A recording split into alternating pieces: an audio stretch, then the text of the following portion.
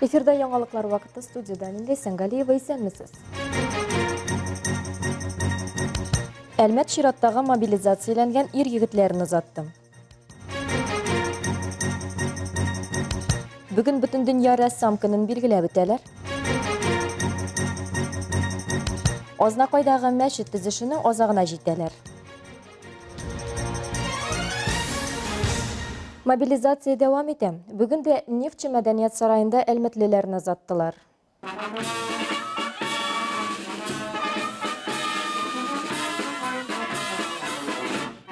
Нефтче мәдәният сарайы каршында буш урыннар юк. Мобилизациялегә чакырылучыларны барлый торалар. Ир-егетләрнең исән имин кайтуларын теләп, аерылышу мизгелләрен җиңеләйтү өчен комиссариатка якыннары, дуслары, хезмәттәшләре җыелган. Озату тантанасында район башлыгы Тимур Нагуманов та үз теләкләрен белдерде.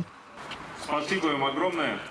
Бу хәрби һәм гражданлык бурычым. Бүгенгә аларның бу катламда яшеренми басып тору үзе батырлык. Они уже герои. Егетләргә хәерле юл теләп, дин әһелләре дә чыгыш ясадым. Алар егетләргә сәламәтлек, тиз арада әйләнеп кайтуларын, үз-үзләрен саклауларын теләдем. Армиядә иң беренче түземлек һәм чыдам. Менә шуларны карагыз һәм үз-үзегезне сакларга тырышыгыз.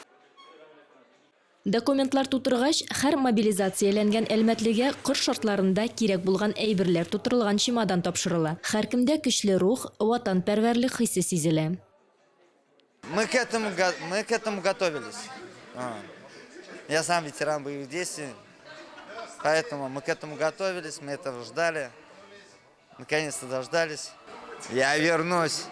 Нормально все, без проблем, без ничего. Ну дай бог уж. И сейчас сходим, и также вернемся. Нормально все будет. Озатучыларның көчле алкышлары астында автобуслар юлга кузгалды. Барысының да теләкләре бер. Исән-сау әйләнеп кайтыгыз. Сезне гаиләләрегездә көтәләр.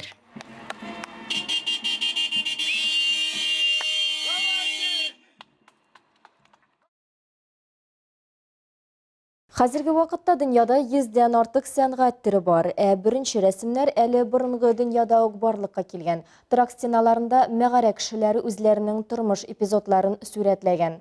Бүген бөтен дөнья рәссам көнендә калабыздагы иҗади һөнәр белән бәйле мөмкинлекләр турында сөйлисебез бар. Рәссам булу һәркемгә бирелми, эшләрең аркылы кешенең хисләрен белдерә алу сынлы сәнгатьтә иң авыры санала. Елмаюны сүрәтләү җиңелрәк, эчке тойгы хис кичерешләрне җиткерү авыррак ди белгечләр. Рәссамнарга илһам ярдәм итә. Моның өчен алар үзара аралаша, күргәзмәләргә йөри. Мисал өчен, хәзерге вакытта картиналар галереясында Сыктывкарның Флоренция мозаикасы күргәзмәсе бара. Шулай ук биредә цифрлы сәнгать күргәзмәсе белән танышып була. Соңгысы Татнефть компаниясе ярдәме белән мөмкин булды. Моңардан тыш нефтчеләр заманча балалар сәнгать мәктәбе, анимация мәктәбе һәм цифрлы иҗат академиясе булдырып, әлмәтлеләр үсешенә зур өлеш кертә. 25 октябрь бөтен дөнья рәссам көнендә һәркем бары иҗади уңышлар тели. Возможно, на мой взгляд, иногда художники недооценивают силу своего влияния на умы людей, на умы массы людей.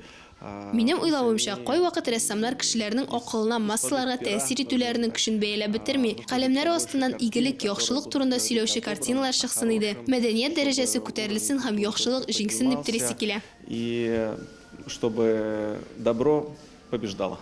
Дорогие художники, творите. Мы всегда рады видеть вас в наших залах. Кадерле рәссамнар, иҗат итегез. Без һәр вакыт сезне үзебезнең залларда күрүебезгә шат. Тамашачылар, зинһар, килегез. Сез күз алдына китермисез, рәссам өчен сезнең бәяләү һәм игътибар ничек мөһим икәнен. Әгәр дә эшләрне дә сатып алсагыз, мин моны армый талмый кабатлыйм. Алар тагын да сөенер иде. Думаю, что это тоже будет им очень-очень приятно. Медиатор ул конфликтлы ситуациягә эләккән кешеләр арасындагы диалог оештыручы кеше. Шәхесара, гаиләдә яки бизнеста була торган конфликтны чишәргә ярдәм итүчеләр нәкъ медиаторлар булып тора. Аларның эшләрендә эшләнә торган күнекмәләр һәм техникалар белән әлмәтлеләр таныша алды. Нур психологик ярдәм үзәгендә узган семинарның спикеры, кафедра доценты, Идел буе медиаторлары лигасы җитәкчесе Олег Маврин булды. 2011 елдан ул медиаторлыкта үсеш ала. Бүгенгә кадәр актуаль белемнәре белән бүлешә. Ел дәвамында калабызның Нур үзәге белән дә хезмәттәшлек итә. Наше взаимодействие, оно как раз направлено на то, чтобы внедрять альтернативный способ урегулирования конфликтов, в частности медиация. Безнең багланышлар ул нәкъ менә конфликтларны җайга салуның альтернатив ысулын айрым алганда медиацияны гамәлгә кертүгә юнәлдерелгән. Конфликтогенлыкны киметү, ярдәм итү өчен без конфликтлы яклар белән эшләү өчен кулланылган кайбер технологияләргә өйрәтәбез. Семейных, конфликтов межличностных. Тыңлаучылар медиация процедурасы белән таныштылар. Низагны җайга салу барышында нинди этапта идарә коммуникатив алымнар кулланып, суммада кешеләргә килешергә ярдәм итә икәнен белде. Чара Татарстан Республикасы Яшьләр министрлыгының грантын тормышка ашыруга багышлап узды. Министерство молодежи выделило средства на проведение, скажем так, мероприятий в рамках... Быел без грант оттык. Нәкъ менә белгечләрне, психолог белгечләрне, социаль педагогларны, гади педагогларны һәм студент яшьләрне өйрәтү кысаларында чаралар үткәрәбез. Также студенческую молодежь, что является нашей целевой аудиторией, именно в сфере психологии. Семинар практикумда каралган тагын бер мөһим тема яшьләр сәясәтендә һәм мәгариф өлкәсендә әһәмиятле булган авыр тормыш ситуациясенә эләккән яшүсмерләрне ачыклау. Олег Маврин программада катнашучыларны гамәлдә мондый балаларны аңларга һәм әйдәп баручы сораулар ярдәмендә нинди хәлгә эләккәнен ачыкларга өйрәтте. 20 катнашучы арасында Сорман һәм Ознакайдан килгән кунаклар да бар. Бу аңлашыла проект Татарстан Республикасы Көньяк-Көнчыгыш психологларын җәлеп итүгә юнәлдерелгән. Нур үзе дә ачык ресурс үзәк булып санала. Программада катнашучылар сертификатлар, иң мөһиме яңа белемнәр алды. Аларны гамәлдә куллану һәм нәтиҗәләр белән бүлешү өчен интернетта әңгәмә дә булдырылды. Бүгенге чара миңа бик ошады. Бу бик әһәмиятле.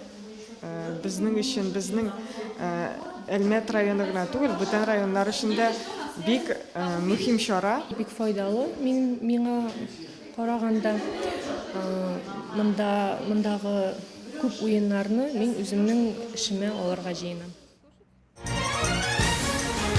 Ознакайда шәһәрнең Зәңгәр мәчетен төзекләндерү эшләре тулы куәтенә бара. Аның нигезе тулысынча ясалган, диварлар күтәрелгән, әкрен генә түбә ябу эшләре дә алып барыла. Теманы Илмира Шәрифуллина дәвам итә. Мәчетнең проекты уникаль. Ул заманча төзелеш алымнарын кулланып, түгәрәк манаралы үзенчәлекле бина булу күздә тотыла. Биредә көнгә 5 тапкыр азан яңгырый, балалар һәм олылар өчен укулар уздырыла. Шуның өстәвенә хатын-кызлар аерым төркемгә тупланып, укырга йөрергә теләк белдерәләр. Шуңа күрә дә мәчетне яңарту, зурайту бигрәк тә киләчәк буын өчен кирәк дигән максаттан фикердән чыгып, шушы изге эш башланган. Мәчетнең төзелеше инде бүгенге көнне иган акчасына бара. Ягъни мәсәлән, кешеләрнең биргән садакалары хисабына бүген эшлибез шуны. Инде Аллаһның рәхмәте булсын. Шушы Ознакай халкына бик зур рәхмәт әйтәбез, чөнки аларның ярдәме белән бу төзелә. Шулай да әле бөтен уңайлыкларын булдырып мәчет сафка бассын өчен халыкның тагын да зур тырышлыгы кирәк. Мәчет төзү эшенә дин, милләт язмышына битараф булмаган һәркем катнаша ала. Дин йортын төзүдә катнашырга теләүчеләр өчен махсус банк счеты ачык. Теләге булган һәркем анда көченнән килгәнчә матди ярдәм җибәреп, үзеннән өлеш кертә ала. Илмира Шәрифуллина, Рөстәм Әкбаров, Яңалыклар вакыты, Луч, Әлмәт телекомпаниясе. Ознакай муниципаль районы башлыгы Марсен Шайдуллин үзенең эш бүлмәсендә Ак Барс хоккей клубы вәкилләрен кабул итте. Эшлекле очрашуда сүз районда адаптив хоккей төркеме оештыру хакында барды. Теманы Илмира Шәрифуллина дәвам итә. Адаптив хоккей белән физик мөмкинлекләре чикле булган балалар өчен махсус оештырылган үзәк шөгыльләнә. Республикада әлеге үзәкнең оешуына инде 3 ел ди. Ак Барс хоккей клубы җитәкчесе Мансур Усманов. Особые дети, да, так условно. К сожалению, их очень много. Я знаю, что они есть в каждом городе, в каждом районе. Вот, и у нас сейчас с Ангелиной мы отработали механизм, как это все работает. Очрашуда адаптив хоккей белән шөгыльләнүнең балалар үсешенә, формалашуына, ихтыяр көченә зур йогынты ясавын билгеләп, Ознакайда да шундый адаптив хоккей төркеме ачу кирәклеге хакында сөйләшү барды. Без паралимпиада аналогы һәм менталь үзенчәлекле балалар белән махсус командалар оештырабыз. Киләчәктә Татарстанда зур хоккей лигасын оештырырга телибез. Һәм анда Ознакай егетләре дә булыр дип өметләнәбез. Җитди мәсьәләләрне күтәргән сөйләшү эшлекле шартларда барып, Ознакайда да адаптив хоккей командасы булдыру турында килешенде. Илмира Шәрифуллина, Рөстәм Әкбаров, Яңалыклар вакыты, Луч, Әлмәт телекомпаниясе. Бүгінгі шығарылышта менә шулар иде. Мен Лейсан Галиева һәм монтаж операторы Динара Гайнутдинова сезнең белән сау булышабыз. Исән сау булыгыз.